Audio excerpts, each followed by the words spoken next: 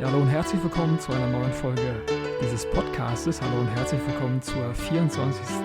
Folge. Und in der 24. Folge, da ist das Thema Wintersport. Und dafür haben wir einen Gast hier im Podcast, der in der letzten Folge schon da war und davor auch schon mal in der Landwirtschaftsfolge. Hallo René. Moin zusammen. Wie geht's hier? Ja, eigentlich ganz gut, ne? Ja. Ist heute ein kleiner Kontrast. Wir haben ein kleines Kontrastprogramm, weil heute ist es ja so kuschelig, herzlich warm am 14. Februar. Heute ist nämlich der Valentinstag, der Tag der Aufnahme. Und ja, der Kontrast besteht darin, dass wir uns heute mit dem bitterkalten Winter, oder besser gesagt mit dem Sport, der im Winter praktiziert wird, beschäftigen. Wir haben eine kleine Neuheit oder ich habe mal was ausprobiert hier. Ich weiß gar nicht, ob das alles so gut funktioniert, aber oft ist das ja vielleicht immer so ein kleines Problem, wenn man den Podcast hört. Und dann weiß man gar nicht genau, wenn man jetzt die Artikel gar nicht kennt, wie die so aussehen im Detail. Und dafür habe ich mal so eine kleine Galerie auf meiner Website hier erstellt. Und wenn alles klappt, das ist ja jetzt das erste Mal, René, wenn alles klappt, dann könnt ihr euch genau die gleichen Produkte angucken, die wir gerade zum Erstellen dieser Folge hier verwenden. Also die sind da alle aufgelistet und da sind dann auch die Quellen mit angegeben, also die Bildquellen sind da mit verlinkt, sodass dann keiner sagen kann, hey, die Bilder sind alle geklaut, was machst du denn da? Also hier ist eigentlich alles korrekt und wie gesagt, die Galerie ist auf der Homepage und ist auch so angeordnet, wie wir diese Podcast-Folge hier jetzt machen in den nächsten Minuten. Und eine kleine Sache muss ich noch gleich in der jetzt ein bisschen längeren Einleitung mit hinzufügen. René, ist ein bisschen mies, habe auch ein bisschen schlechtes Gewissen, aber ich wollte die Folge eigentlich alleine machen und habe deshalb schon die Kopf- oder Zahlrunde separat aufgenommen. Tut mir echt ein bisschen leid. Alles gut. Ich hoffe, du kannst es verkraften. Alles gut. Heute ist der Tag der Liebe. Ich verzeihe dir. Das ist sehr, sehr herzlich von dir. Heute wird nämlich Alex zu Gast sein, zum ersten Mal in diesem Podcast. Mit Alex werde ich die Basketballfolge hier auch noch demnächst machen, an Folge 27. Das wird, glaube ich, auch ganz witzig und genau dafür kommt Alex, der auch, vielleicht erinnert ihr euch, mit mir und Flo im Deutsch-Leistungskurs war. Also das wird, glaube ich, eine ganz gute Sache. Aber heute sprechen wir ein bisschen weniger über Basketball, sondern eher über Wintersport. Und da würde ich direkt mit der Produktnummer 3561 anfangen. Die Liste ist dann, wie gesagt, auch in der Beschreibung der Podcast-Folge verfügbar. Also müsstet ihr da mit der Produktnummer 3561 auch direkt starten. Das Set heißt ganz einfallslos Wintersport, ist aus dem Jahr 1978. Und René, ich habe mir hier gedacht, dass wir einfach mal 4 Wintersport-Sets aneinander reihen, also die ersten 4 Sets. Die gehören alle so ein bisschen zusammen. Ja. Einmal aus dem Jahr 78, 84, 92 und dann aus dem Jahr 2017, also relativ aktuell. Was sagst du zu dem Produktset 3561 aus dem Jahr 1978? Das ist halt so echt Playmobil am Anfang, ne? Ja. Also Drucke und dergleichen, also was die Figuren jetzt angeht, hat man halt nicht, ne? Einfarbiger Torso und einfarbige Hose und Ja. alle gucken sie gleich. Da fehlt ein bisschen Mimik, aber genau, wir sind ja noch gar nicht so weit vorangeschritten in der Geschichte von Playmobil. Playmobil gibt es ja erst seit 4 Jahren und genau, das sind so die Sets, bei denen wir noch nicht mal die Möglichkeit haben, die Hände zu bewegen. Also alles sehr, sehr einfach gehalten, aber ich finde, trotz dieser simplen Gestaltung haben wir schon eine Menge parat in diesen Sets, ne? Haben ja Ja, auf alle Fälle. da den Schlitten haben wir dabei. Wir haben so ein paar Skier mit Skistöcken und ein paar Eishockeyschläger, Schlittschuhe natürlich, um Eishockey zu spielen. Also das ist alles schon ganz witzig gemacht. 5 Figuren hier in diesem Set, aber alles, wie gesagt, sehr, sehr simpel. Aber damit die Figuren nicht frieren, wurde hier auch an die Mützen gedacht und an den Kälteschutz. Denn der ist hier auch dabei. Finde ich so ganz cool, aber aus heutiger Sicht natürlich jetzt nicht mehr so, ja, der Kracher, oder? Ja, gut, damals gab es nichts anderes, da war das wahrscheinlich Nonplusultra, der Superburner, ne? Und heute sagen wir, ja, das ist, ist nicht mehr so prickelnd, ne? Ja, das hat stimmt, halt das irgendwie stimmt, Nostalgiefaktor wieder, ne? Das ist dann halt, ja. ja, also für damalige Zwecke, also, oder was es damals möglich war, war das top, ne? Wenn man Ja, das finde ich jetzt auch. alles so mal weglässt. Ja, Absolut. Ne? Also schon erstaunlich, wie viele Sachen wir dabei haben. Ich finde auch die Details ganz gut und die Form der Skier zum Beispiel, die ja heute immer noch so ähnlich sind. Oder die Schlittschuhe sind heute fast noch so ähnlich. Also das ist schon ganz cool gemacht. Und ja, einfach süß und passt dann wirklich auch in die Playmobil-Welt. ja, Dann haben wir einmal mitgebracht mit der Produktnummer 3467 so eine ganze Ansammlung, ne? So eine ganze Wintersport-Ansammlung. Haben hier wieder ähnliche Elemente verfügbar. Jetzt ist hier die Besonderheit, dass sich die Hände ja schon bewegen können und die Figuren sehen fast immer noch gleich aus. Ne? Also da hat sich jetzt gar nicht so viel getan. Es gibt jetzt aber nicht nur diese roten Mützen, die es im Set gab, das wir gerade genannt haben, sondern hier gibt es jetzt auch schon ein paar blaue Mützen, also ein bisschen mehr Farben, ein bisschen Pelz und zum ersten Mal ist hier auch der Schneemann dabei, der eigentlich auch ganz süß ist, ne? ja, definitiv.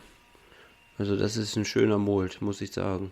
Ja, Den gab es, meine ich, auch als Christbaumschmuck, ne? genau, den gab es damals auch, ne? Da konnte man sich dann dieses Set holen oder genau, dieses war, glaube ich, ein Set, konnte man die Sachen dann an den Weihnachtsbaum hängen, das stimmt. Ja, also ganz süß. Wer dazu ein bisschen mehr oder darüber ein bisschen mehr erfahren will, kann die Weihnachtsfolge nochmal hören. Da habe ich es auch ein bisschen beschrieben. Ja, wenn wir gerade ganz kurz bei der Beschreibung des Sets hier bleiben, ist ganz cool, dass es da auch so eine Schneeschippe gibt, ne? So Ja, ein Schneeschieber ist dabei. Und auch witzig, dass der Schneemann hier mit so einem Besen versehen ist, den er hält und ja, einen Hut auf hat. Also kommt ganz cool daher, finde ich. also ich sag, mir gefällt das Set gut. Also ich sah auch 2 Schlitten dabei für die Kinder, ne? Ja, genau. Kinderfiguren sind genau zum ersten Mal auch dabei. Also auch ganz gut gemacht, finde ich. Ja, Dann haben wir mit der Produktnummer 3684 eigentlich schon mein Highlight, also zumindest so modisch.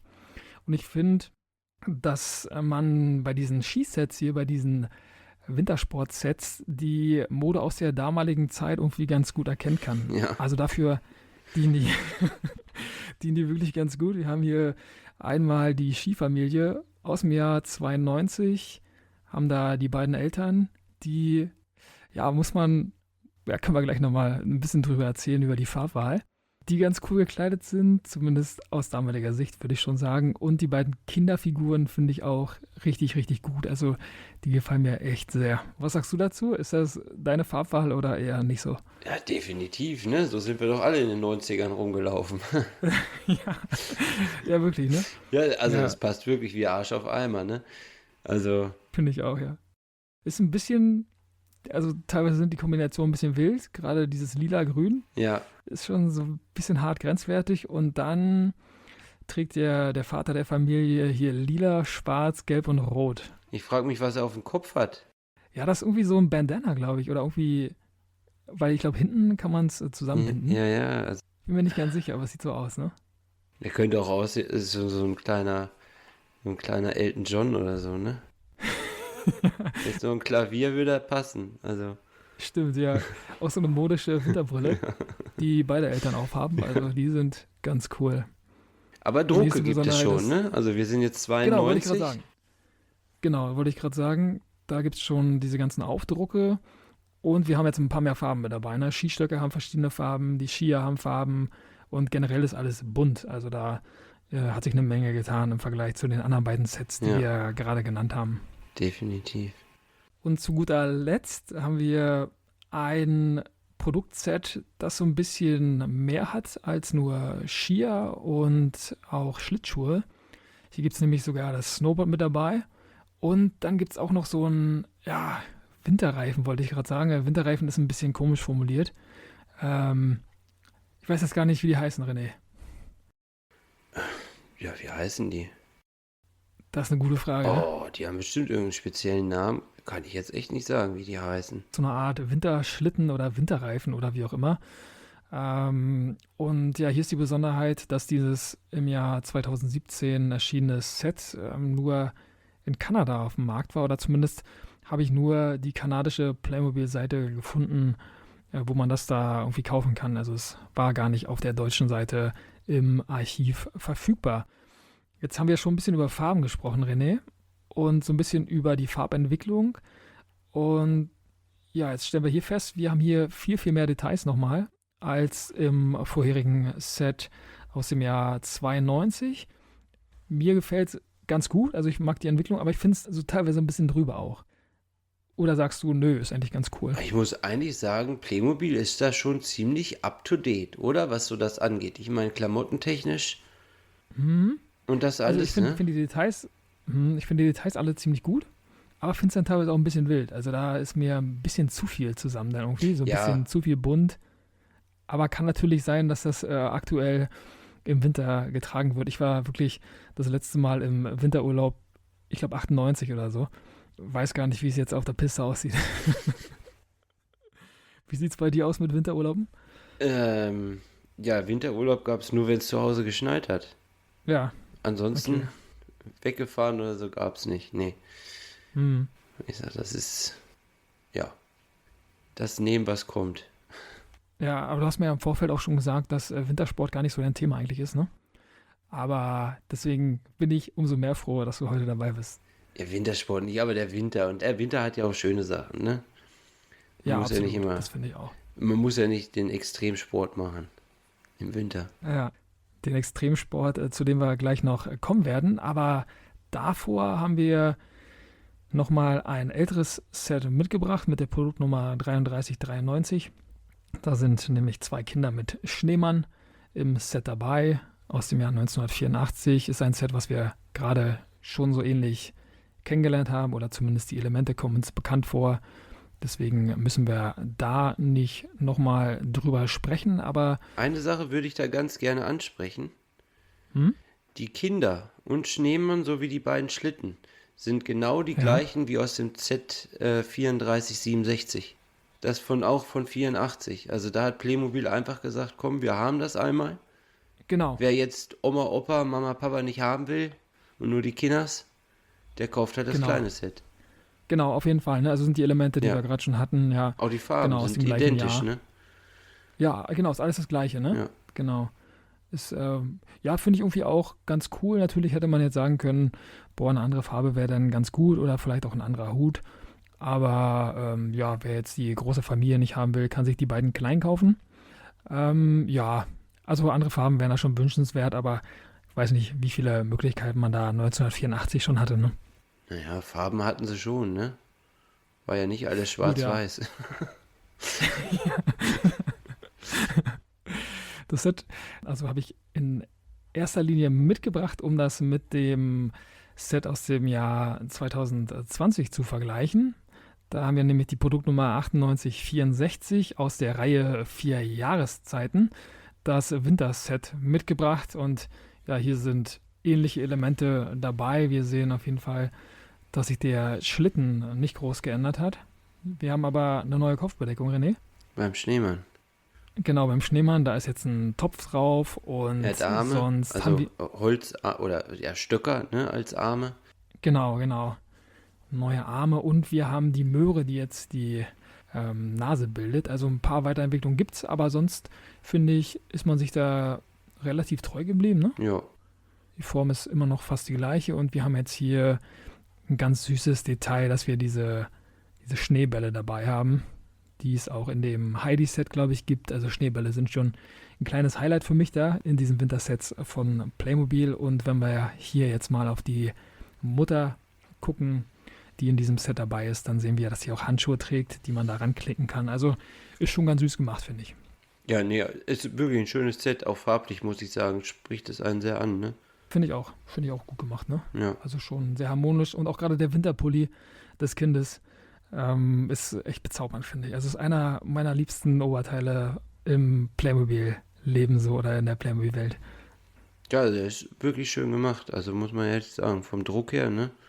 Ja, finde ich ganz süß. Typischer Winterdruck, ne, oder typisches Winterdesign. Also ganz, ganz süß. Aber jetzt Ganz süß kurz ist auch im, das. die Playmobil-Torso und das könnt ihr ja nicht tauschen, ne? Oder nur mit roher Gewalt. Nee, doch, kann man ganz gut tauschen. Das ist kein Problem. Also bei Kindern ist es ein bisschen schwieriger als bei erwachsenen Figuren. Hm? Aber da kann man eigentlich alles durcheinander würfeln, wie man will. Ach Also so. ja, ist schon ein bisschen tricky. Nicht ganz so einfach, wie gesagt, wie bei den erwachsenen Figuren. Die kann man ja einmal ein bisschen umknicken, dass die Beine dann 90 Grad nach oben sind und dann haut man da leicht drauf oder so. Also da gibt es schon ein paar Mittel, um das dann umzugestalten bei den Kinderfiguren. Und gerade bei den erwachsenen Figuren mit Bauch ist das ein bisschen schwieriger. Ja, brutal, was ihr macht mit den Figuren. Da haben wir es schon einfacher, ne? Ja, das stimmt, ja, stimmt. Die könnt ihr einfach so auseinanderstecken, Ja. ne?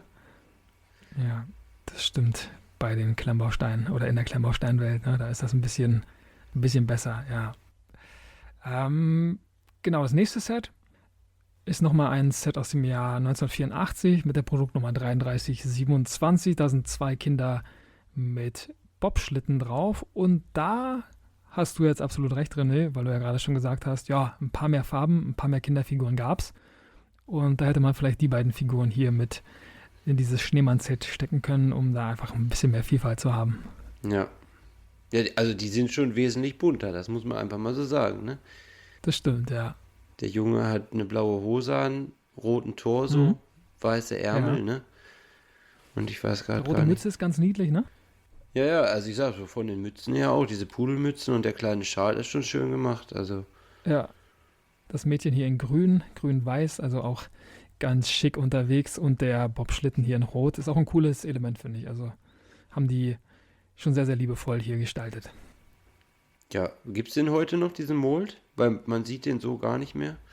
Ja, ich habe gerade auch überlegt, ob es den Bobschlitten noch irgendwo gibt, weil meistens macht Playmobil das ja so, dass dann die Elemente, die es schon mal gab, irgendwie vielleicht 10 Jahre später oder noch später dann einfach in der gleichen Form nochmal auf den Markt bringt. Aber das ist hier nicht passiert. Also ich glaube, den gibt es nur in diesem einen Set. Aber wenn das jetzt falsch sein sollte, dann ja, belehrt mich eines Besseren, liebe Zuhörer.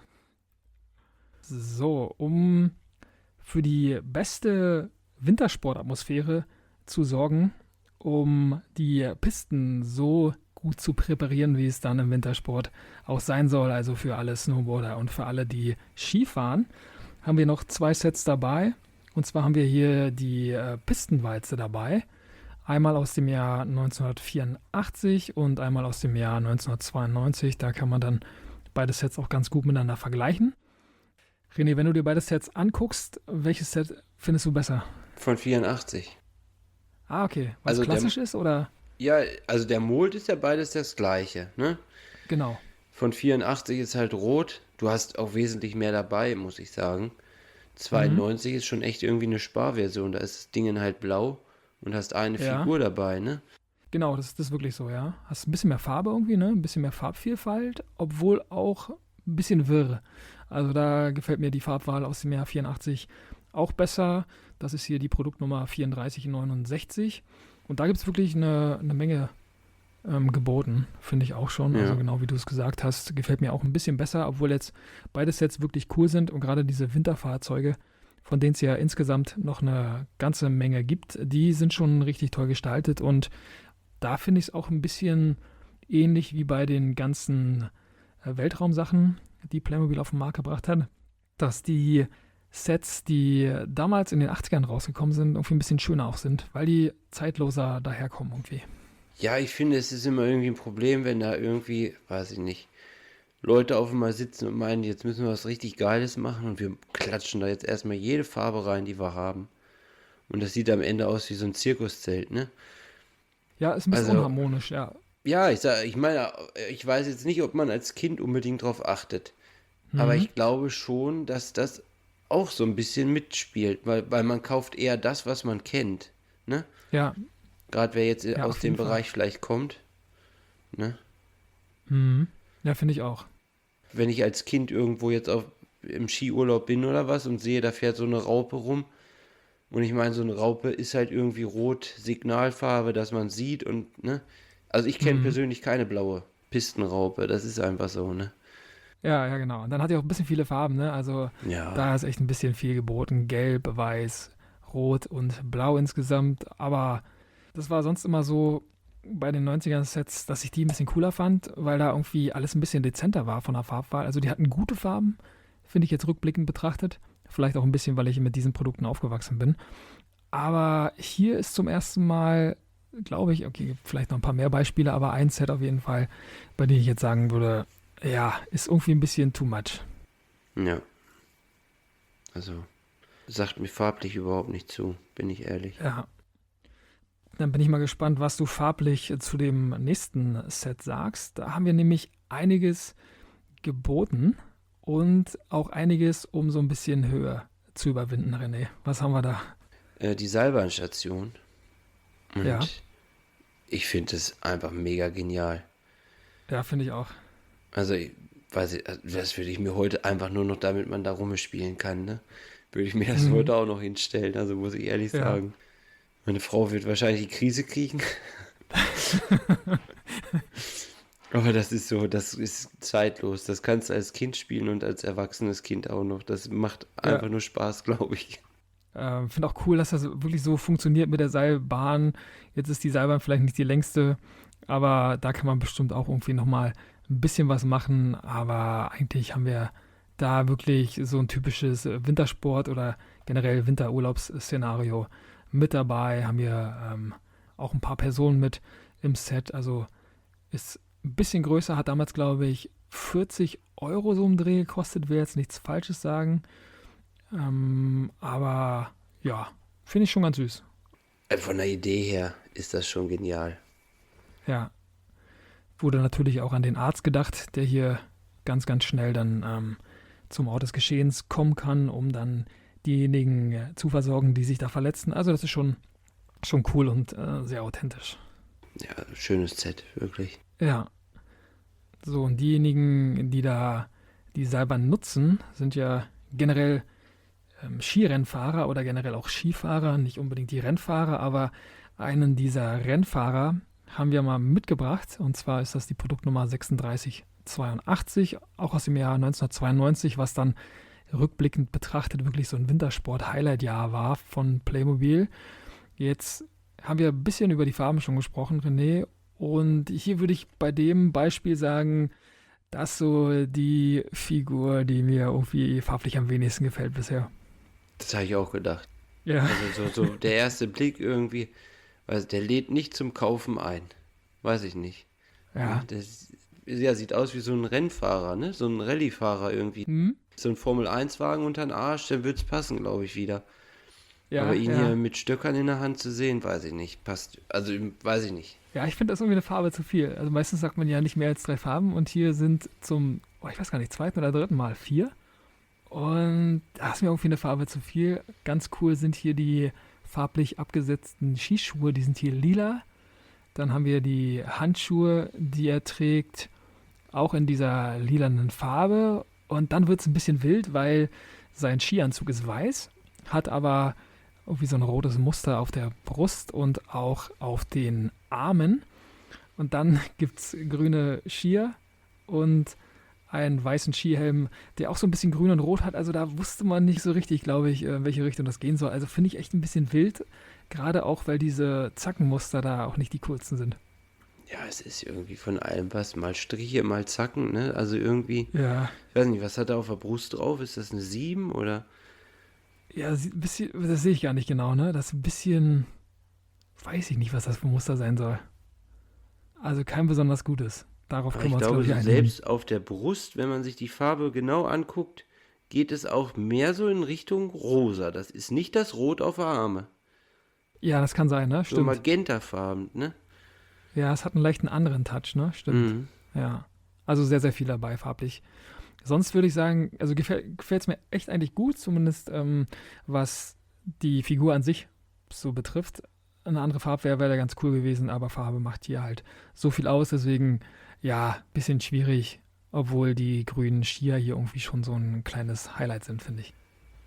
Ja, die grüne Farbe, also die Skier sind so schon ganz schick, ne? Ja, die finde ich gut gemacht, ne? Aber da Ja. ist irgendwie ein bisschen was schiefgelaufen, wirklich. Also da, ja, möchte ich nicht wissen, wer dann am Haben die Ende Skier gesagt nicht hat. sogar auch irgendwie so weiße Embleme drauf mit? Ja, Oder genau, so ist auch ein Muster, bisschen, ne? genau, so ein bisschen weißes Muster ist noch mit Also, dabei, ne? ich Genau. muss sagen, hier lila und dieses dunkelgrün harmoniert unheimlich gut miteinander. Wenn man das jetzt Ja, so sieht, das Rot ist zu viel. Genau, finde ich auch, genau. Also weiß, grün und lila wäre perfekt, finde ich 3 Farben gut, also auch eine gute Kombi, aber dieser Rotton und dieser hässliche Helm, der da oben noch mit drauf ist, der ist nicht so cool. Aber ist ja vielleicht auch ein bisschen Geschmackssache, vielleicht wird es auch ein paar Hörer geben, die dann sagen, hä, was ist da mit euch los? Das ist richtig cool.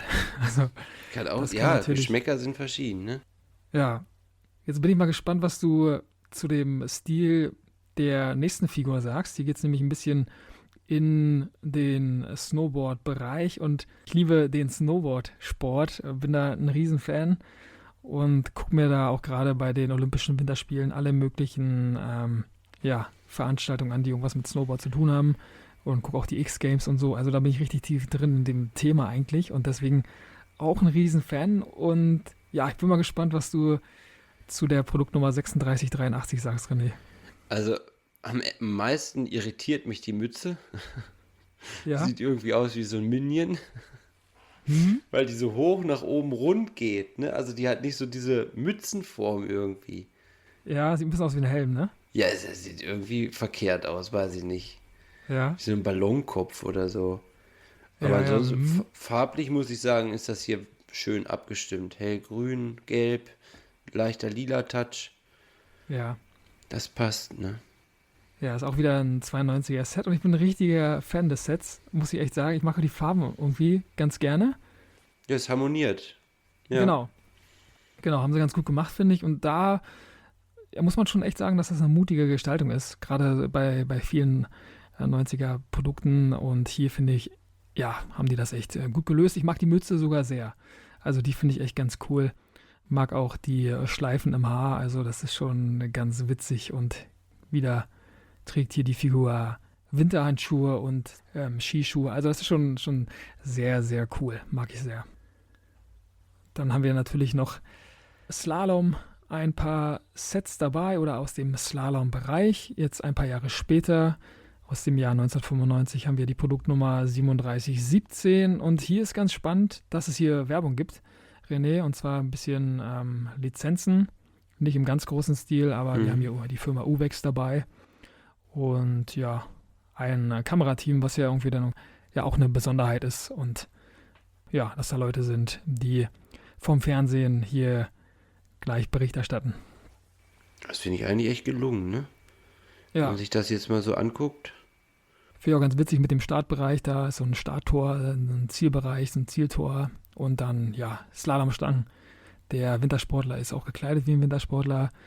Auch ein bisschen, ja, Farbe, die ein bisschen drüber ist, ein bisschen viel gelb so, aber am Ende, glaube ich, sieht das ganz cool aus. Und wie gesagt, diese beiden Leute vom Fernsehen, der Kameramann und die Reporterin, die sind auch ganz cool. Also gefällt mir schon ganz gut, was da 1995 passiert ist.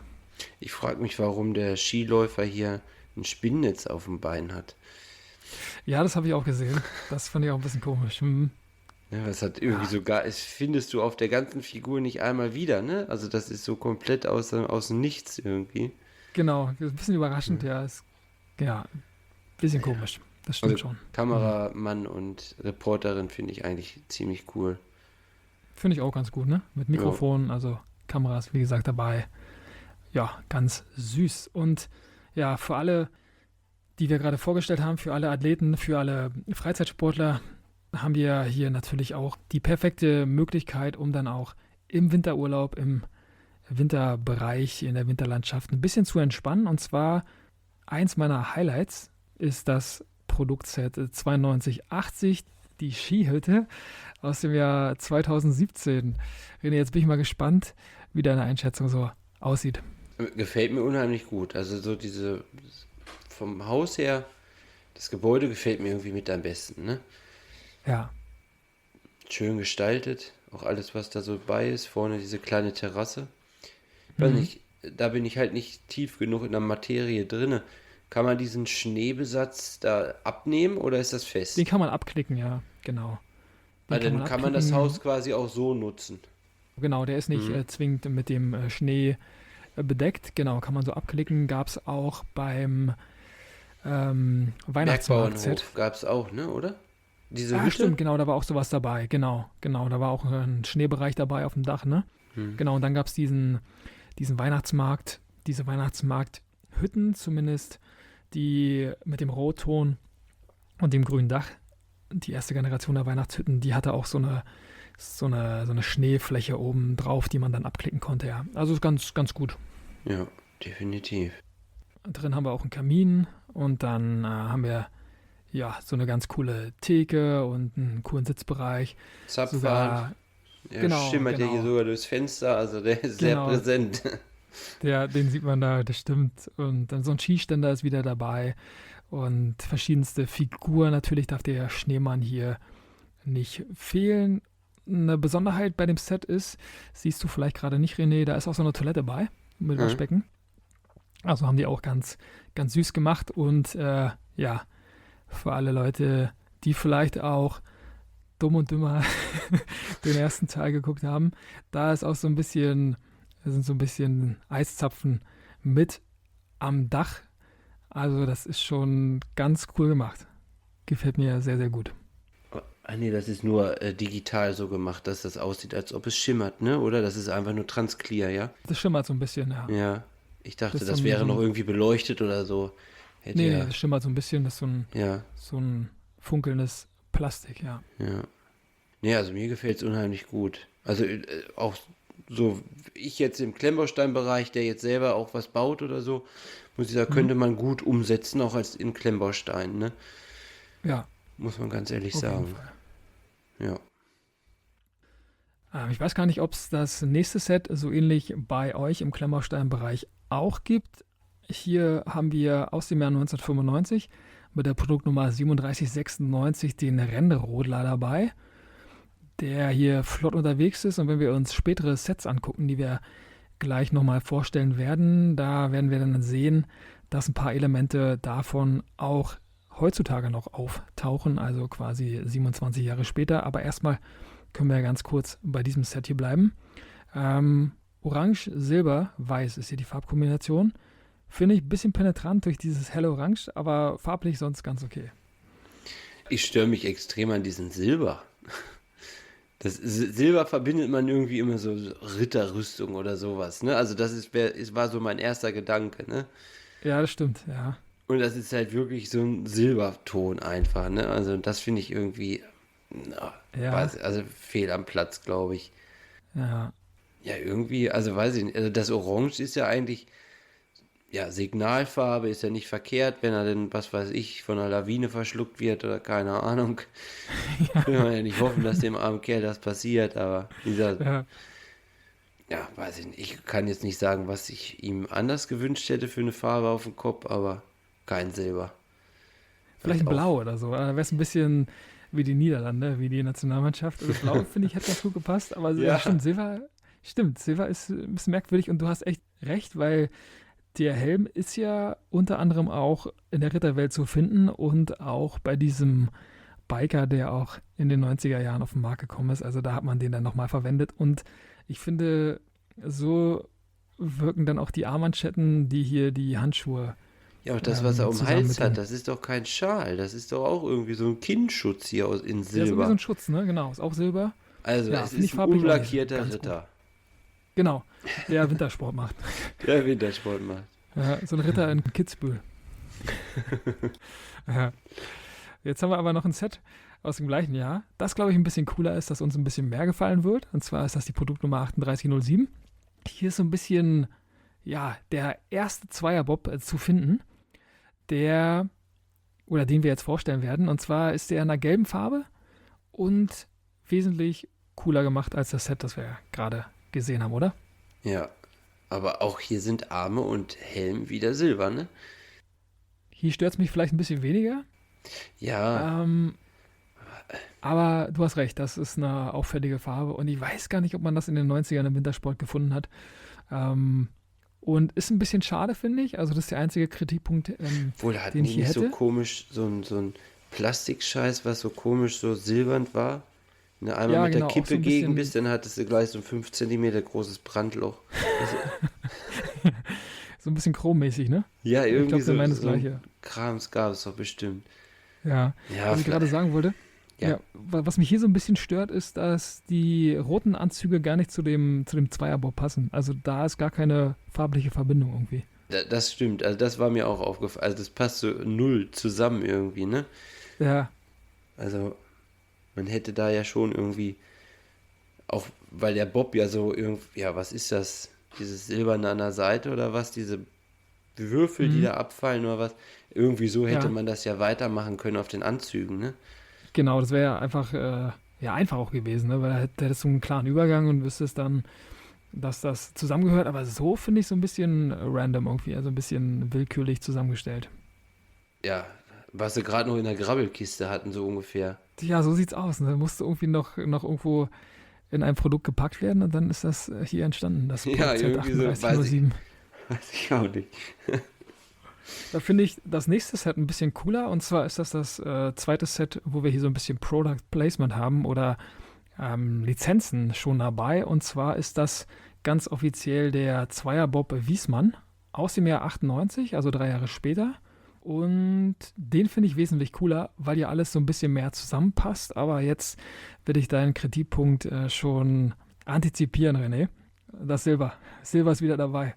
Obwohl, hier muss ich sagen, passt es, weil vom Bob der Rumpf silbert ist. Ja, Aber jetzt guck dir mal bitte auch die Brust an von der Figur, was jetzt ja, da drauf zu sehen ist und dann den Bob von eben. ja, ja, genau. Warum? Ja, Der hat jetzt das Muster des Bobs auf der Brust. Also warum? jetzt sind die Farben ein bisschen anders, aber das Muster ist gleich. Das ist schon komisch, ja. Ich sag, so, das Silber passt hier eigentlich. Hier stören mich jetzt, glaube ich, mehr die blauen Visiere. Das hätte ruhig transclear sein können, dann wäre es stimmiger gewesen, weil blau findest du ja jetzt halt nirgends. Ja, den Punkt sehe ich auch, ja, stimmt. Weißt du, ob die richtig abgehen, die Dinge? Also jetzt so zum Spielen, dass man die jetzt wirklich irgendwo hinsetzen konnte, dass die dann richtig losdonnern? Nee, ich hatte die noch nie, aber ich kann mir schon denken, dass die ganz gut unterwegs sind. Ich habe nämlich nur diesen Rennrodelschlitten, den wir gerade Ja. schon vorgestellt haben. Der kann auf jeden Fall so ein bisschen Wintersport machen. Also mit dem hast du ein bisschen deinen Spaß auch. Aber bei dem Bob, also ich kann mir schon vorstellen, dass das bei dem irgendwie auch ganz gut funktioniert. Jetzt machen wir nochmal eine kleine Zeitreise, nochmal einen kleinen Zeitsprung, um das ganze Thema so ein bisschen zu komplettieren. Und zwar haben wir dafür nochmal ein Set mitgebracht, das ebenfalls aus dem Wintersportjahr, das Wintersportjahr überhaupt von Playmobil aus meiner Sicht ist. Und zwar haben wir hier, wie gesagt, aus 92 die Produktnummer 3687 und da haben wir den Skikindergarten. Sind eigentlich ähnliche Muster, ähnliche Figuren, die wir oben schon vorgestellt haben. Wir haben so einen kleinen Torbogen noch mit dabei.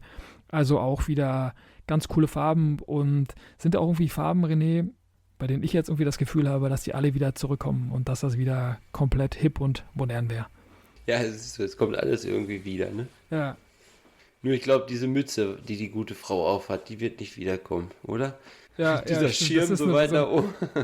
stimmt, da gab es doch früher immer diese Mützen, da war unten dann auch noch Werbung drauf. Also einmal oben und dann hat man die früher so hochgeklappt und da stand dann auch Werbung und ja, konnte das so ein bisschen umhertragen, war auch so ein 90er-Element, glaube ich. Ja. Also das sehr, sehr wild. Sehr, sehr wild geht es ja auch im nächsten Set zu. Und zwar ist das Set 3685. 3 Eishockeyspieler, 3 Kinder, die hier sehr gut organisiert, muss man sagen, Eishockey spielen, weil es einfach Trikots gibt und die ja schon im Verein spielen, würde ich sagen, René. Ne? Schon ein bisschen organisiert hier alles. Ja, doch, das würde ich auch sagen. Auch die ganzen Schützer, also ich sag mal so privat, wir es das ja nicht haben. Ja, gibt ordentlich Protektoren, Helm, gibt den Puck, gibt die Schlittschuhe natürlich und das Tor, so, dass man hier auch wunderbar loslegen kann. Und jetzt ist es keine Überraschung, das Set ist natürlich auch aus 1992, also das ist ganz cool. Beim nächsten Set haben wir 3 Wintersportler zusammengefasst, die nochmal ja, verdeutlichen sollen, was es hier für eine Entwicklung gibt. Also sehr, sehr moderne Farben. Da haben wir einmal den Skifahrer mit wildem Bart dabei. Der ist doch genial. Einmal eine Biathletin und einmal die Snowboarderin in rosa. Das ist schon ganz witzig. Ich bin ein Riesenfan dieser Snowboarderin und finde aber auch dieses Muster des Skifahrers wirklich perfekt. Die Figur ist als solche einfach dermaßen gelungen, diese Mütze. Denn diese Brille, was er auf hat, dieser Bart, ne? Also ich sag, es ist einfach. Also er ist einfach, weiß ich, der ist genial. Das ist echt so eine Figur, die siehst du und sagst so, oh geil, die muss ich haben. Also ob die Ja, auf dann. jeden Fall. Das ist echt. Auf jeden Fall. Ja, also ganz cool gemacht. Welche Figur von den dreien findest du am besten? Ja, also ich glaube, ganz links, ne? Okay, Er das ist eine ist schon klare Sache, ja. einfach, ja, doch, definitiv. Also die Biathletin kann ich jetzt persönlich nicht allzu viel abgewinnen. Hm? Die Snowboarderin ist gelungen, keine Frage, ne? Ja. Auch farblich muss ich sagen, passt das echt schick zusammen. Hm. Aber hier, Chuck Norris, der Skifahrer, ist einfach nur ein Plus-Ultra. Ja, das stimmt. Der ist schon ganz witzig unterwegs. Und dann haben wir zum Abschluss dieser Produktrunde hier nochmal ein ganz, ganz besonderes Set mit dabei. Produktnummer ist hier die 70643 und zwar ist das Wintersport-Set Oberhof. Und ja, da hat sich das Playmobil nicht nehmen lassen, das so ein bisschen mit regionalem Bezug herzustellen. Und zwar ist hier der Rennsteig zu sehen, also der direkt in der Nähe von Oberhof ist. Also das ist schon mal ganz gut gemacht. Wir haben hier den Biathleten Erik Lesser dabei und wir haben einmal die Rennrodlerin Diana Altberger auch mit im Set. Also das ist schon eine ganz tolle Sache. Hinten ist der Schneemann mit zu sehen.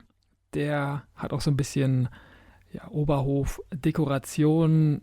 Also das ist ein Highlight-Set und ganz witzig. Das Set hier haben ja Maries Eltern zu Weihnachten mitgeschenkt. Also das war ganz süß. Also jetzt habe ich dieses Set auch und bin da echt ein Riesenfan. Finde ich auch sehr, sehr cool gelöst und bin natürlich als Biathlon-Fan dann irgendwie auch froh, dass hier Erik Lesser auch mit im Set zu sehen ist, ja. Wie ist deine Einschätzung? Finde ich cool erstmal, dass es halt, also das, ja, ist das Lizenz, wenn man eine Person nachbaut oder wie soll man das jetzt? Ja, ich würde sagen, ne? Also gerade auch mit dem Oberhof finde ich Ja, schon, ist Lizenz, ne? Irgendwie. ja. Aber finde ich cool, dass es dann halt auch direkt so aus dieser Szene, in Anführungszeichen, dass sie da halt wirklich was übernommen haben und auch, ja, Figuren jemanden gewidmet haben, ne? Ja, Ich meine, das kommt nicht oft vor eigentlich, ne? Also ja, das stimmt. Normalos jetzt. Ich meine, Filmfiguren mal vorweg, ne? Also das ist nur ein anderes Thema. Ja, Aber so, dass so ein Sportler denn da so direkt nachgemacht wird. ja, finde ich auch wirklich cool. Also haben sie echt ganz, ganz toll gemacht und ist auch so ein Set, das ich mir früher auch in den 90ern gewünscht hätte, weil es dann irgendwie auch ein paar Sportler gibt, die einen Platz in der Playmobil-Welt haben. René, von allen Sets, die wir vorgestellt haben, welches wäre dein Favorit? Hast du da ein Set, was dir besonders gut gefallen hat? Oder? Also wenn ich mich jetzt entscheiden müsste, nur ein Set, dann würde ich auf alle Fälle die Seilbahn nehmen. Ja, Also die ist schon cool irgendwie. Also da habe ich echt Bock einfach drauf, die Dinge im Zimmer aufzuspannen und rauf und runter fahren zu lassen. ja, Muss ich ehrlich sagen. Also da bin ich, weiß ich nicht, da kommt das Kind in mir durch sofort, ne? ja, verstehe ich absolut, ja, klar. Das verstehe ich, ja. Und bei dir? Was ist so dein Highlight? Die Skifamilie von 92, die finde ich ganz cool, weil mir die Farben da so gut gefallen. Also hier die Produktnummer 3684, die finde ich mit am besten, obwohl ich das Oberhof-Set natürlich auch liebe. Also beide Ja, sind so meine Favoriten. René, ich bedanke mich ganz, ganz herzlich dafür, dass du hier den Weg in den Podcast wiedergefunden hast. sehr gerne, hat mir Spaß gemacht. Vielleicht richtig cool. Ich bin echt froh, wenn du mit dabei bist, wenn ich immer eine Folge mit dir aufnehmen kann. Das macht echt richtig viel Spaß. Und dann ganz kurz würde ich gerne einmal Sina, Lotta, Nele und Emma grüßen. Werden Sie freuen, wenn Sie es hören. Und ja, würde dann direkt überleiten in die Kopf- oder Zahlrunde, bei der Alex gleich zu Gast sein wird.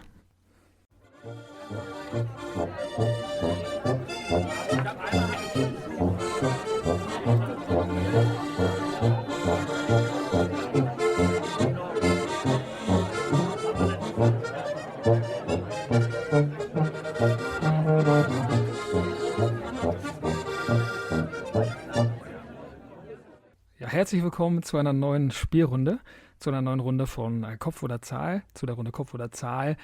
der 24. Folge der Wintersportfolge. Und bei mir zu Gast, wie angekündigt, ist ja die dritte Person, die ihr aus unserem Deutschleistungskurs kennenlernt. Hier ist Alex. Hallo Alex. Hi. Ich bin froh, dass du da bist. Ich hoffe, du freust dich auch ein bisschen. So ein ganz kleines bisschen. Okay, ja. Wir haben ja noch Großes vor, so perspektivisch. Auf jeden Fall nehmen wir hier in dem Podcast zusammen auch nochmal eine Folge zum Thema Basketball auf. Da freue ich mich auch sehr drüber. Oh ja. Und dann, ja, bin ich mal gespannt, wie das heute erstmal in deiner Premiere oder bei deiner Premiere hier im Podcast abläuft. Und weil wir so ein bisschen beim Thema bleiben wollen, oder ich zumindest so ein bisschen beim Thema bleiben will, in dieser Folge stelle ich dir als erste Frage folgende, Alex. Okay. Und zwar Olympische Sommerspiele oder lieber Olympische Winterspiele? Definitiv Sommerspiele. Da ist mehr los, mehr Action, viel mehr Sportarten. Ja. Auf jeden Fall Sommer. Okay, was ist so dein Favorit? Also welche Sportart? Marathon auf jeden Fall ist mit dabei. Ja, und Gehen natürlich. Und dann noch, natürlich auch der 100-Meter-Sprint der Männer. Ja, Leichtathletik ist sowieso ganz cool, finde ich. Ne? Da sind irgendwie alle Wettbewerbe ganz nett. Ich finde, so Gehen ist aber somit die schlimmste Sportart, die es da gibt. Aber ansonsten haben die echt coole Sachen. Und natürlich bei den Olympischen Sommerspielen ist ja auch der Sport des Basketballs vertreten und deswegen ja irgendwie auch ein Highlight. Definitiv. Ja, da können wir dann in der Basketballfolge noch ein bisschen intensiver drauf eingehen, weil es ja gerade zu der amerikanischen Basketballnationalmannschaft ein paar Themen gibt, die wir da irgendwie noch erwähnen können, aber das wird dann zu einem späteren Zeitpunkt kommen. Ich finde die Winterspiele eigentlich ganz cool. Ich weiß nicht, wie du das so mit dem Wintersport siehst. Fährst du gerne Skier oder hast du es mal probiert? Tatsächlich noch nie, aber ich habe auch immer gedacht, das ist nichts für mich.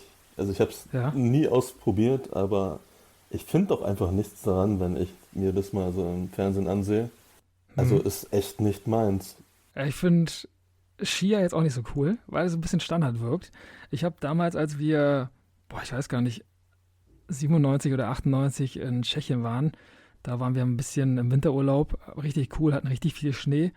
Und dann war ich so ein bisschen auf dem Snowboard, weil ich dachte, Snowboardfahren ist so cool, also das Coolste, was es so gibt. Aber dann habe ich es irgendwie danach nie wieder gemacht, aber ich würde jetzt irgendwie ganz gerne mal wieder in den Winterurlaub und ein bisschen Snowboard fahren. Man nehme zum Beispiel Biathlon. Das ist so ein Ding, was ich nie verstanden habe. Ah, okay. Da läufst du im Kreis rum, schießt ein bisschen, dann läufst du wieder rum. Es ist einfach nicht meins. Biathlon ist somit meine Lieblingssportart. Okay. Also von daher, ja, sehr gut, aber da hat ja jeder eine andere Meinung zu. Aber ich finde Biathlon echt cool, hab das immer gemocht und lieb's immer noch. Guck mir das auch wirklich regelmäßig an und bin da auch ganz gut im Thema drin. Okay, da kannst du dich wahrscheinlich am besten mit meinem Vater unterhalten. Der liebt das auch. Ey, cool, das ist cool. Aber ich komme da einfach nicht mit, wie Leute sich das angucken können. Das ist genauso wie eine Schachweltmeisterschaft. Ich kann das nicht. Das ist für mich ist das echt langweilig. Okay, ja, ist ja nicht schlimm. Ich finde Biathlon echt cool. Ich mag Snowboard auch. So alle möglichen Snowboard-Wettbewerbe ziehe ich mir da bei den Winterspielen auch immer rein. Und dann sind wir ja auch eine gute Nation im Eiskanal. Also da holen wir ja regelmäßig alle möglichen Medaillen, ob im Bob oder Schlitten oder wie auch immer. Also da sind wir ja echt ganz gut, aus deutscher Sicht zumindest. Und sonst war ja Skispringen damals, so in den 90ern. Oh Gott. Ende der 90er. Skispringen, Martin Schmidt. Damit verbinde ich immer hier Sven Hannawald und wie sie alle hießen. Und erstmal, was ist das für ein Sport, für den man sich runterhungern muss, extrem Diät halten muss? Ist einer der ungesündesten Sportarten für dich. Ja, glaube ich auch. Ne? Du musst ja extrem leicht sein. Genau, Martin Schmidt, Sven Hannawald sind mir das sofort immer ins Köpfchen gerutscht, wenn ich dann über das Skispringen nachdenke oder so ein bisschen in die damalige Zeit springe. Dann, genau, war wirklich so, die sind alle ziemlich klein und ziemlich leicht und wirklich auch wirken immer so ein bisschen ungesund leicht, ne? Aber trotzdem Frauenhelden, so wie was man immer mitbekommen hat. Ja, stimmt. Ja, also dann doch Skispringer werden. Nein, danke. Ich würde mich aber auch trotz der Faszination für den Winter, für den Wintersport und für die Wintersportfolge dann am Ende auch, würde ich mich auf jeden Fall auch für die Sommerspiele ein bisschen mehr begeistern, weil die einfach so viel facettenreicher sind. Ne? Die haben viel mehr Sportarten, viel mehr Kategorien und ja, deswegen würde ich da schon alleine wegen der Leichtathletik und wegen des Basketballs schon die Sommerspiele wählen. Jetzt bin ich mal gespannt, wie deine zweite Frage aussieht, Alex. Kann natürlich sein, dass das auch eine Frage aus dem Deutsch-Leistungskurs sein wird. Außerdem haben wir ja noch ein Thema offen oder eine Frage offen, die Flo in der 21. Folge gestellt hat, der von dir wissen wollte, ob du dich für die Aufklärung oder für die Romantik entscheiden würdest. Da können wir ja nochmal im Laufe der Folge hier, im Laufe der Fragerunde schauen, was dir lieber ist. Oder wir hören erst eine zweite Frage. Also eine erste Frage. Na, wollen wir dann einfach mit der Aufklärung, Romantik Frage beginnen? Ja, mach gerne.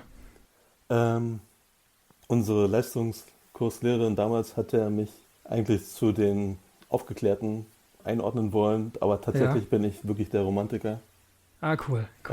Die Märchen haben es mir angetan. Ja. Also alle haben immer gedacht, nein, der ist so straight im Kopf, der sieht alles sachlich. Bin ich gar nicht. Ich bin wirklich so, der sich seine Welt vielleicht gerne selbst bauen würde und gern tagträumt. Cool. Also Romantiker auf jeden Fall. Das ist cool, ja. Das ist auf jeden Fall cool. Und ich finde auch, als die Romantik dann bei uns ins Spiel kam, wurde der Deutschkurs irgendwie ein bisschen lebhafter, weil das Thema einfach ein bisschen cooler war, dann fand ich. Ja, also Aufklärung war auch in dem Kurs zumindest nicht meins. Ja. Ich fand das relativ trocken, langweilig. Da war die Romantik wirklich, lebendiger. Und wir hatten immer so viele philosophische Aspekte, die da vielleicht irgendwie auch eine Rolle spielen, aber ja, weil unsere Deutschlehrerin eigentlich hauptsächlich Philosophielehrerin war, hatte das dann echt, eine starke Philosophiefärbung. Sie sah sich gerne als Philosophie. Ja, das stimmt. Ja. Ja. Das stimmt. So, jetzt bin ich mal auf deine erste Frage gespannt, die zweite Frage hier bei uns in der Fragerunde ist. Okay. Du bist ja Sportler, wie auch mittlerweile bestimmt viele wissen werden. Und da stellt sich natürlich die Frage, Kartoffel oder Reis?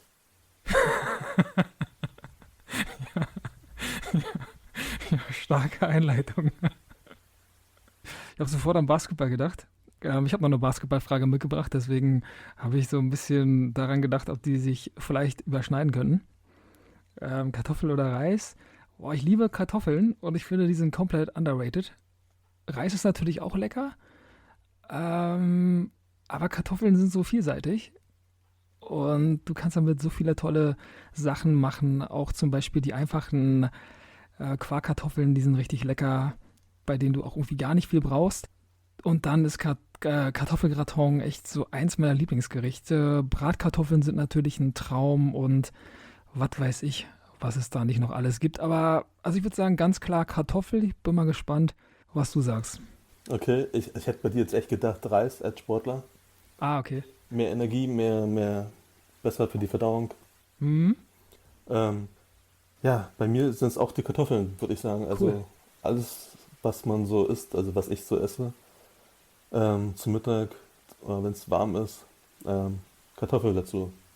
Ja, lecker. Richtig, richtig gut. Ich finde, da gibt es auch so viele Varianten, die echt richtig gut schmecken. Und irgendwie sind die auch so bissfest, also in den besten Fällen zumindest, dass da Kartoffelessen echt immer ein Highlight ist. Weil du aber gerade gesagt hast, Sport rückt hier so ein bisschen mehr in den Mittelpunkt der Fragerunde, habe ich dir direkt eine Sportfrage mitgebracht, bei der ich eigentlich schon ungefähr weiß, wie die Antwort aussieht. Aber ich stelle sie dir natürlich trotzdem. Und zwar geht es ein bisschen in die 80er und 90er Jahre des Basketballs, also ein bisschen in die 80er und 90er Jahre in die NBA. Bei dem einen hat es in den 90ern erst angefangen. Der hat noch relativ lange dann gespielt, auch in den Nullerjahren und auch in den 10er-Jahren. Geht um Kobe Bryant und um Michael Jordan. Für wen entscheidest du dich? Oh je. Ich habe schon geahnt. Aber okay, zumindest kommst du nicht mit LeBron James. Ja, aber habe ich mir für die Basketballfolge aufgehoben. Okay, Kobe Bryant hat ja selbst mal gesagt, alles, was er kann, was er sich angeeignet hat, das hat er von Michael Jordan. Mhm. Er war sein größter Schüler. Ja. Und ich bin mit Michael Jordan aufgewachsen, als Kobe Bryant in die NBA kam. Ja. Mit 18 war das, glaube ich.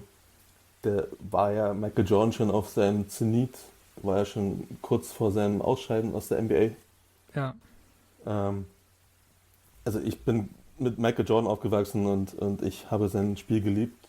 Und auch wenn man sich die ganzen Skills ansieht, die Bewegungen, die sind relativ alle ähnlich mit Kobe Bryants Stil. Aber einfach der Fakt, dass Michael Jordan Kobes Lehrer war, das sagt für mich schon alles. Und dass Kobe Bryant das auch sich eingesteht, dass er alles von Michael Jordan gelernt hat. Ja.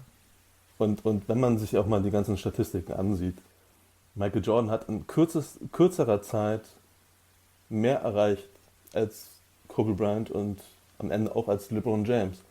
Michael Jordan hat 13 Jahre in der NBA gespielt, ist jetzt, glaube ich, in der Top 5 in All-Time-Scoring. LeBron James hat 20 Jahre in der NBA gespielt und ist jetzt Erster geworden. Also man muss das, glaube ich, alles so zeitlich auch ein bisschen betrachten. Wer hat wie viel in welcher Zeit geschafft, erreicht. Und man nimmt sich auch am besten auch mal den zweifachen Three-Peat von Michael Jordan. Ja, aber den würde ich noch ein bisschen isoliert betrachten. Und sonst würde ich auch generell sagen, dass man so die Zeiten gar nicht miteinander vergleichen kann. Ne? Der Basketball in den 90ern, der ist ja ein anderer Basketball gewesen als in den Nullerjahren oder dann auch in den 10er-Jahren oder jetzt in der heutigen Zeit. Also da spielt man ja schon, ich will nicht sagen ein anderes Spiel, aber durch die ganzen Regeländerungen, auf die wir dann in der Basketballfolge vielleicht noch eingehen, weil wir ja auch über Michael Jordan sprechen werden und über Dennis Rodman und über Scottie Pippen, also alle, die bei dem bei den letzten drei Meisterschaften von Jordan dabei waren. Da können wir darauf nochmal ein bisschen genauer eingehen, weil ich finde, alle Sachen, die du gesagt hast, die ergeben ja Sinn, ne? Aber ich würde das gar nicht so daran festmachen, wer wie lange in der NBA war, wer welche Sachen erreicht hat, weil diese Teams, die damals Michael Jordan gegenüberstanden, die kann man nicht mit den Teams vergleichen, die LeBron ihnen gegenüberstanden. Also ich würde dann irgendwie schon sagen, dass Michael Jordan den Basketball weltweit groß gemacht hat, spätestens in den 90ern, auch mit dem Dream Team in Barcelona. Und ja, also Michael Jordan hat 6 Ringe, 6 Finals, also alle 6 Finalserien gewonnen. Deswegen spricht das schon mal für ihn. Aber ich würde jetzt nicht sagen, dass LeBron unbedingt schlechter ist oder dass einer besser sein muss. Also ich finde die beide echt ziemlich gut. Und 20 Jahre verletzungsfrei oder weitestgehend verletzungsfrei zu spielen, so wie es LeBron jetzt gemacht hat, um den All-Time-Scoring-Rekord zu knacken. Ich glaube, das schafft, also würde ich mich so weit aus dem Fenster lehnen, dass ich dann sagen würde, schafft keiner mehr. Aber mal gucken, wie es am Ende aussieht. Also am Ende bin ich auch ein Fan von LeBron James. Ich habe sogar sein Trikot hier zu Hause hängen. Ja. Ich will ihn gar nicht kleinreden, auf gar keinen Fall. Aber ich bin halt mit Michael Jordan aufgewachsen. Und ich habe ihn noch live im Fernsehen spielen sehen. Ja. Kobe dann auch noch kurze Zeit, bevor ich mich selber aus der NBA verabschiedet habe. Ja, es war wirklich schwer in Deutschland die NBA zu verfolgen in den Anfang 2000ern. Ja. Aber jetzt unabhängig von den ganzen Statistiken, die alle drei hatten oder haben, für mich war Michael Jordan einfach von dieser Körperbewegung, von der Athletik, der prägendste von allen dreien. So, dieses elegante, selbst Nike hat damals, glaube ich, gesagt, so ein Körperbau wie Michael Jordans für den Basketball, das ist so selten, diese besondere Athletik, diese Sprungkraft auch, dass er quasi in der Luft stehen geblieben ist. Deswegen hieß er auch Michael Air Jordan. Genau. Dieses, was kein anderer bis dato konnte, hat er gemacht auf einmal und ja. Ja, auf jeden Fall sind beide richtig gut und genau, wie du sagst, Michael Jordan war ja Kobe Bryants größtes Vorbild und deswegen hat er das Spiel so gut es ging adaptiert und hat es ja auch richtig, richtig stark gemacht. Kobe Bryant, ein richtig starker Verteidiger auch, genau wie Michael Jordan. Also das war waren schon Highlights, die man da auf dem Platz sehen konnte, offensiv wie defensiv. Und deswegen finde ich das dann immer noch ein bisschen anders, wenn so ein Spieler auch so komplett ist und einfach auch ins All-Defensive-Team kommt. Das hat dann schon einen anderen Stellenwert. Ich würde auch Michael Jordan sagen. Kobe Bryant mochte ich erst so ein bisschen nach dem Karriereende oder dann mochte ich ihn irgendwie mehr, weil auf dem Platz fand ich ihn immer sehr unsympathisch, obwohl er ein großer Spieler war. Also da mochte ich die Art nicht so. Aber natürlich ein herausragender Basketballspieler. Aber ich glaube, das nehmen sich beide nicht. So, also Ja. Michael Jordan und Kobe, das waren beide richtige Arbeitstiere. Ja, glaube ich auch, ja. Die haben dem Sport alles untergeordnet und die waren nicht wirklich auf der Suche nach Freunden auf dem Platz. Das hat man schon gemerkt, stimmt, ja. Ja, Ja, na gut, dann sind wir beide für Michael Jordan in diesem Fall. Mal gucken, wie dann die Umfrage ausgeht. Jetzt bin ich mal auf deine zweite Frage gespannt, auf Frage 4 der Fragerunde. okay, dann kommen wir zur zweiten Frage. Sachbuch oder Belletristik? Muss ich ganz kurz überlegen. Also Sachbücher können Ratgeber sein, ähm, wissenschaftliches Zeug, egal Ja, was. Und ich Belletristik glaube, halt Romane, Fantasy, was dir ja. da so in den Sinn kommt. Ja, ich finde Romane schon cooler. Also da, glaube ich, gibt es ein paar Sachen, die ein bisschen unterhaltsamer sind. Ich bin jetzt nicht so der größte Leser, habe ich auch schon in der Folge mit Flo ein bisschen gesagt. Ne? Da habe ich ja auch Zaches zum Beispiel als Hörbuch damals gehört. Deswegen, aber hat geholfen. Sachbücher, weiß ich nicht, feiere ich jetzt nicht so. Also ich würde auf jeden Fall Belletristik nehmen. Und ich weiß nicht, ob du da mitgehst, bin ich mal gespannt auf deine Antwort. Also in letzter Zeit sind es echt viele Sachbücher oder mehr Ratgeber. Ja. Ich finde ja auch also das eine oder das andere, das kann ja auch viel über einen Charakter eines Menschen aussagen. Mhm. Ähm, Beispielsweise, wenn du jetzt Ratgeber liest, dann liest du es ja aus einem bestimmten Grund. Also zum Beispiel zur Selbstoptimierung oder auch zur Selbstreflexion. Ja. Du hinterfragst ja auch dein eigenes Handeln und auch Denken und demzufolge würde ich sagen, das kann echt was aussagen über die Person, für was sie sich Mhm. entscheidet. Ob es mehr so in die Sachbuchecke geht oder in diese Fantasiewelt, irreale Welten. Ja, das stimmt absolut, ja, auf jeden Fall. Ich weiß gar nicht, also ich glaube, es gibt natürlich auch beides, ne? Es gibt natürlich Leute, die dann irgendwie gern ihre Fantasie anregen oder sich so ein bisschen, ja, auch berieseln lassen wollen, um ihren Horizont dann irgendwie auch so zu erweitern durch diese Erfahrung, die da im Buch irgendwie, ja, gegeben werden kann oder gegeben wird. Oder die Informationen, die dann für diese oder für dieses Erlebnis dann verfügbar sind. Also es ist ja ein bisschen wie ein Film gucken, nur irgendwie ein bisschen persönlicher, wenn man liest, finde ich. Aber das schließt ja dann nicht aus, dann trotzdem nebenbei noch Sachbücher zu lesen. Und ich glaube, dass beides irgendwie cool ist. Also bloß bei Sachbüchern oder so, ja, weiß nicht. Ich würde mir die Informationen irgendwie anders besorgen. Okay. Du bist eher für Sachbücher oder? Auch beides, aber in letzter Zeit halt sind es mehr die Sachbücher. Hm. Ja, man wird älter und man hinterfragt dann doch so einiges. Ja, das stimmt. Und deswegen sind es bei mir mehr die Sachbücher. Okay. Ich bin jetzt aber auch keiner, der so Fantasy-Romane gelesen hat. Das waren dann halt normale Geschichten, Ja. wie man sie auch aus Filmen oder sonst was kennt. Aber ähm, Ja, wir hatten ja auch in der Mobilux-Folge, in der 22. Folge die Frage Herr der Ringe oder Harry Potter. Und ich habe beides nicht gelesen, weil mich da beides irgendwie auch gar nicht interessiert. Also da ist natürlich immer so die Frage, ne, wie das Interesse so aussieht. Harry Potter habe ich tatsächlich gelesen, alle Bände. Cool. Ich weiß gar nicht mehr, wie alt ich war, als ich angefangen hatte. Ich glaube so 14, 15, ich weiß es nicht. Mhm. Ich habe die dann aber auch wirklich verschlungen. Damals, als es anfing mit Harry Potter, ich hatte mir, glaube eins von diesen Büchern, ich wusste nicht, dass es schon 3 Bücher gab, hatte ich mir eins zu Weihnachten gewünscht. Und das war dann der dritte Teil. Mhm. Und ich musste dann natürlich auch die anderen beiden noch haben, die davor kamen. Und Ja. damals gab es das Angebot von Amazon und DHL, eine Mitternachtslieferung zu machen. Oh ja. Und dann saß ich da wirklich als Teenager zu Hause um Mitternacht, habe auf den Postboten gewartet und habe dann gleich angefangen zu lesen. Also das war noch eine ganz besondere Zeit. Das würde, glaube ich, kein Verlag, kein Versandhändler mehr so heute machen. Aber damals war es wirklich aufregend, so als Leser. Und Herr der Ringe habe ich wirklich nur die Filme gesehen, nie die Bücher. Da war es dann aber wahrscheinlich so, dass die Bücher zu umfangreich geworden wären, ja, also das ist dann schon wieder ein bisschen eine andere Welt als Harry Potter. Harry Potter spielt ja immer noch in der realen Welt, also dieser Muggelwelt auch, während in Herr der Ringe alles Fantasy ist. Ja, das stimmt, ja. Alex, wir müssen den Zuhörern einmal verraten, dass das eine Substitutionsfrage ist.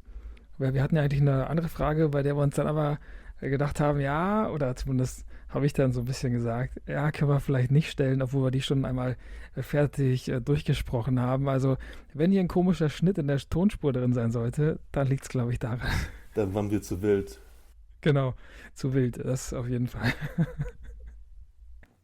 Jetzt bin ich mal bei der letzten Frage gespannt, wie es da bei dir aussieht.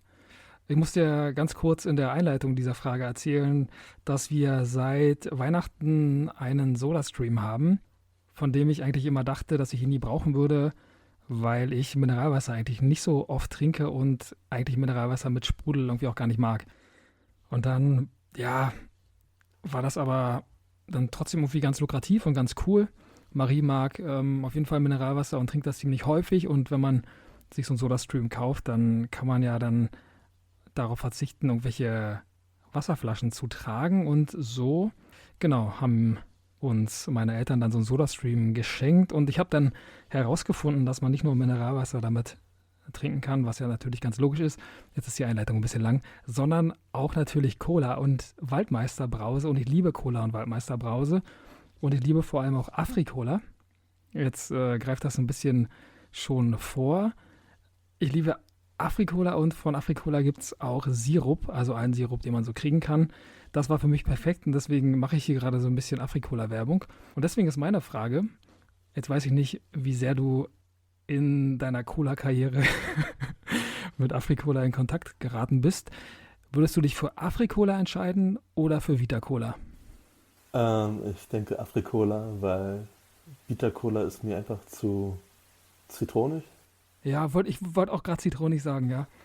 Eigentlich bin ich der klassische Coca-Cola-Fan. Ja. Das Original ist für mich unerreicht. Ja. Auch Pepsi mag ich gar nicht. Bei Pepsi kann ich auch kein bisschen ab, wirklich. Coca-Cola hat für mich den pursten, wahrsten Geschmack. Und ja. Was noch sehr nah an Coca-Cola rankommt, ist Fritz-Cola. Ja. Dazu greife ich auch öfters mal, weil die können es wirklich auch gut. Ja, die haben auch einen coolen Stil, so, ne? Also die haben ein ganz gutes Image. Aber Vita-Cola, Afri-Cola, definitiv Afri-Cola, Vita-Cola ist mir einfach diese Zitrone zu sehr im Vordergrund. Ja. Ja, finde ich auch genauso. Ich habe damals irgendwann mal bei uns in der Prignitz noch nach einem Kinobesuch, beim Kinobesuch, glaube ich, Afri-Cola gesehen zum ersten Mal. Kannte das vorher gar nicht. Das war irgendwie so 2002 oder so. Ich will jetzt nicht lügen, aber irgendwie so in dem Zeitraum. Und dann hatte Afri-Cola ja auch so coole Gläser. Und dann war ich irgendwie Fan, weil der Geschmack auch richtig gut war. Und seitdem ist wirklich Afri-Cola, also seit 20 Jahren meine Lieblingscola. Ich mag die echt gerne, kaufe mir die immer. Und ja, habe mir auch die Gläser zum Geburtstag schenken lassen und bin da wirklich Afri-Cola-mäßig ganz gut ausgestattet. Und deswegen ganz klar Afri-Cola. Und ja, bei der Vita-Cola ist wirklich immer so ein bisschen das Problem, dass die Zitrone so da durchkommt, obwohl ich finde, dass das im Sommer auch ganz gut erfrischend ist. Aber apropos Gläser, ich war ja derjenige, der früher vor allem als Teenager immer war das McDonald's gegangen ist, um sich die Coca-Cola-Gläser zu holen. Ja. Hatte ich auch eine recht gute Sammlung. Ja. Habe ich keins mehr davon, weil einfach... Nee, wollte ich irgendwann nicht mehr, aber... Also die Gläser habe ich auch gesammelt, definitiv. Aber ich hätte bei dir jetzt auch gar nicht gedacht, dass du auf Cola stehst, so als jemand, der immer Sport macht, immer auf seine Figur bedacht ist. Ja. Hätte ich gar nicht gedacht. Ja, ich trinke meistens so, also einmal ja, früher habe ich so einmal im Monat Cola getrunken. Jetzt trinke ich so, ja, ich glaube, jeden Samstag Cola. Und teilweise so, gerade in der Weihnachtszeit so, da war das ein bisschen öfter jetzt, auch in den letzten Wochen, auch zum Geburtstag trinke ich dann relativ viel Cola. Fahre ich dann im Sommer ein bisschen runter, also irgendwann geht es dann so ein bisschen milder mit Cola wieder los. Aber ganz generell, ja, finde ich Cola schon echt lecker, obwohl das ja nicht so gut für die Zähne ist, aber irgendwie so ab und zu mal eine Cola ist schon ein Genuss, finde ich. Also ich kann es definitiv nachvollziehen. Ich habe auch teilweise manchmal echt so einen Hieper auf Cola. Ja. Da muss es die Cola sein, Ja, auf jeden Fall. Ja. Dieses Prickeln, da muss es sein, da kannst du kein Wasser trinken in dem Moment oder kein Eistee oder sonst was. Ja, das stimmt, ja. Ja. Ja, und zu den Cola-Gläsern wollte ich noch ganz kurz sagen. Ich glaube, wir haben hier 14 oder 15 zu Hause, also vom McDonald's noch. Aus der McDonald's-Sammlung sind hier noch 15 Coca-Cola-Gläser im Haushalt, deswegen ist das hier auf jeden Fall auch ein Thema. Okay. Nicht schlecht. Ja. So, Alex, dann würde ich sagen, vielen, vielen Dank für die Runde. Hat richtig viel Spaß gemacht. Sag ich auch dazu. Auf jeden Fall. Freut mich riesig, dass du dabei warst und freut mich riesig, dass wir nochmal eine Basketball-Folge dann machen werden. Also jetzt in den nächsten Wochen. Da freue ich mich richtig, richtig doll drauf. Und in der nächsten Folge, also in Folge 25, ist ja Flo wieder da zur Auswertungsrunde und dann können wir ja auch deinen Auftritt hier noch so ein bisschen diskutieren. Okay, bin ich mal gespannt, was er dann dazu sagt. Ja. Noch eine ganz kurze Frage. Was sagst du zu der Aussage, dass es nur 2 Säulen im Deutschleistungskurs gab?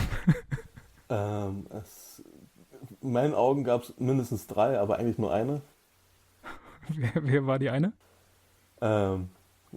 Fängt mit A an. Nein, Spaß.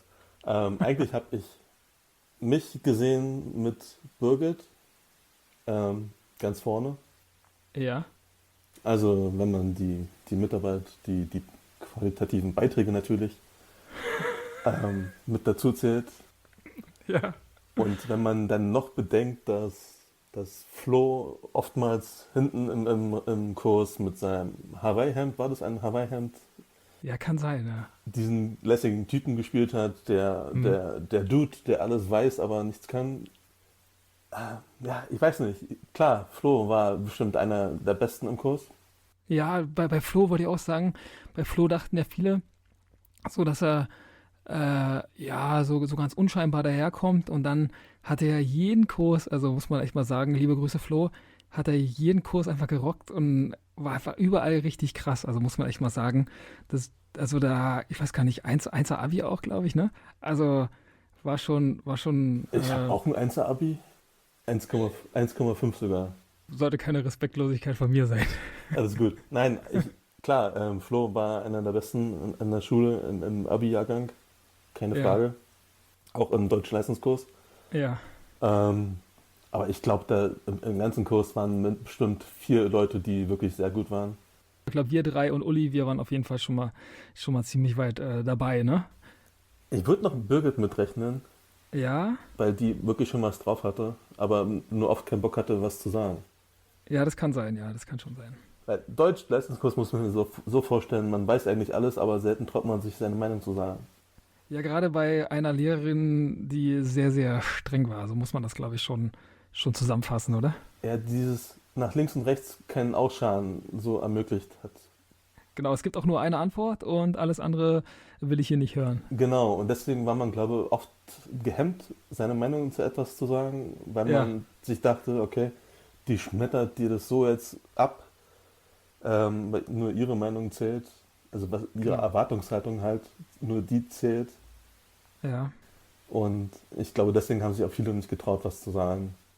Genau, aber trotz dieser Erfahrung bist du jetzt Deutschlehrer und von daher hat es ja nicht so sehr geschadet. Auch wenn ich es manchmal bereue, Deutsch studiert zu haben, aber okay. Ja gut, aber das ist doch ziemlich cool, oder? Ich hätte auch nicht gedacht, dass ich wirklich das studieren würde am Ende, aber naja, da muss der Kurs ja doch was gehabt haben. Ja, auf jeden Fall was Magisches, was Verzaubertes, was Romantisches hatte der Kurs, glaube ich. Was Märchenhaftes. Ja. Genau. Und wenn man halt mehr mit seinem Herzen denkt und nicht mit dem Kopf, dann geht das schon. Ja, auf jeden Fall. Mit diesen Schlussworten bedanken wir uns fürs Zuhören, bedanken wir uns dafür, dass ihr Teil dieser Folge wart. Also ja, vielen, vielen Dank fürs Zuhören. Bleibt fröhlich, bleibt gesund und bis zur nächsten Folge mit Flo.